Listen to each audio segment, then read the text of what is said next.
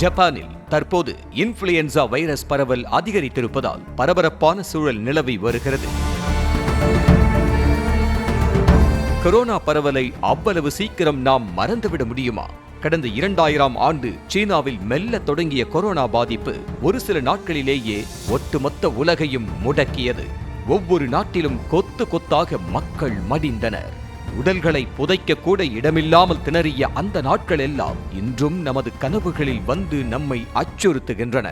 இந்த நிலையில் ஜப்பானில் தற்போது பரவி வரும் இன்ஃப்ளூயன்சா வைரஸ் சர்வதேச அளவில் பதற்றத்தை ஏற்படுத்தியுள்ளது.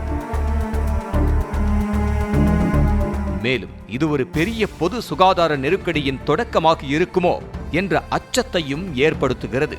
சுமார் 3000 மருத்துவமனைகளில் இதுவரை 4030க்கும் அதிகமான காய்ச்சல் பாதிப்புகள் பதிவாகியுள்ளதாக அந்நாட்டு சுகாதார அமைச்சகம் தெரிவித்திருக்கிறது. இது அந்நாட்டின் வழக்கமான தொற்றுநோய் வரம்பை மீறி உள்ளதாக கூறப்படுகிறது.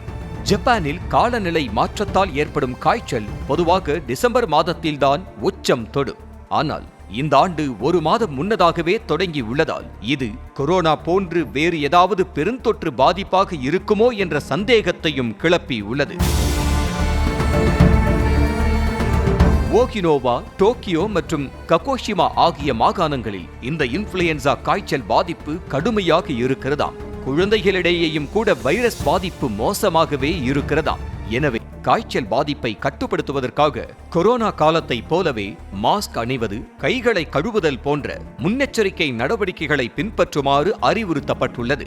மேலும் குழந்தைகள், முதியவர்கள் மற்றும் இணை நோய் பாதிப்பு உள்ளவர்கள் தடுப்பூசி போடுமாறும் ஜப்பான் சுகாதார அமைச்சகம் வலியுறுத்தியுள்ளது.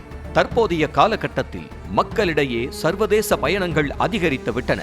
இதனால் மக்கள் வைரஸ் மற்றும் நோய் பாதிப்புகளை புதிய இடங்களுக்கு கொண்டு செல்கின்றனர். இதுவும் இதுபோன்ற வைரஸ்கள் புதிய சூழலுக்கு ஏற்றாற்போல தன்னை மாற்றிக் கொள்வதற்கு மற்றொரு காரணமாவதாக நிபுணர்கள் கூறுகின்றனர். செய்திகளை உடனுக்குடனும் துல்லியமாகவும் தெரிந்து கொள்ள சப்ஸ்கிரைப் பண்ணுங்க.